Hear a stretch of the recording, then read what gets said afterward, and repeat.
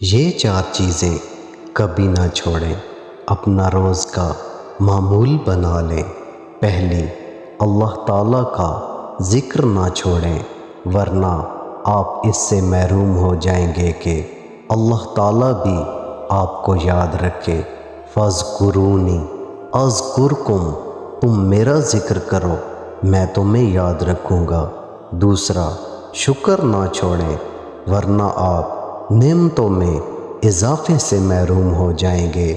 لَئِن شَکَرْتُمْ لَیَزِیدَنَّکُمْ، اگر تم شکر کرو گے تو میں تم کو مزید دوں گا۔ تیسرا، دعا نہ چھوڑیں، ورنہ آپ قبولیت سے محروم ہو جائیں گے۔ ادعونی استجب لکم، تم مجھے پکارو میں تمہاری دعا قبول کروں گا۔ استغفار نہ چھوڑیں، ورنہ نجات سے محروم ہو جائیں گے۔